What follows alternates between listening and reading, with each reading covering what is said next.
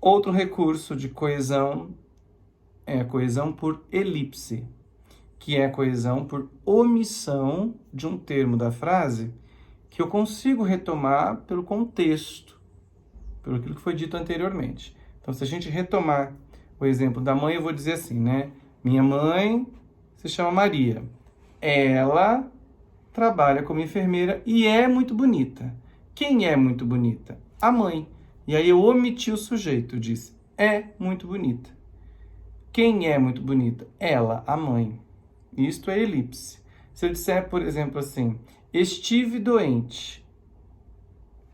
Eu estive doente, mas eu não usei o eu. Estive doente, vocês conseguem perceber de quem eu estou falando, né?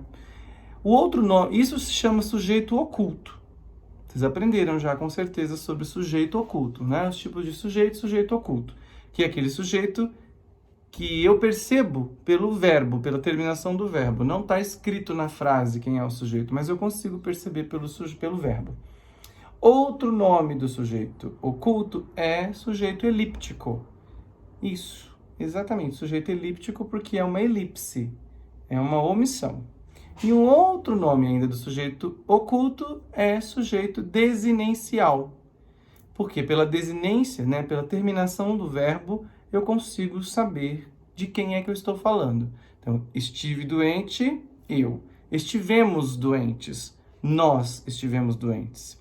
Estiveram doentes, eles estiveram doentes. Então, pela terminação do verbo, ou seja, pela desinência que mostra ali pessoa e número, se é pessoa, eu, tu, ele, se é número singular e plural, eu consigo identificar de quem eu estou falando, de quem é a quem o texto se refere. Então, eu não preciso dizer minha mãe, eu não preciso dizer ela. Eu simplesmente omito o sujeito e o verbo dá essa informação para mim. E isto é sujeito elíptico. Tudo bem? Se eu dissesse o exemplo, o Papa esteve ontem em Varsóvia. Lá, ele disse... O ele, referência. Outro jeito de dizer isso. Papa esteve ontem em Varsóvia. Lá, disse que é a favor do celibato. Quem disse? O Papa. E eu omiti, mas o verbo me garante entender de quem eu estou falando.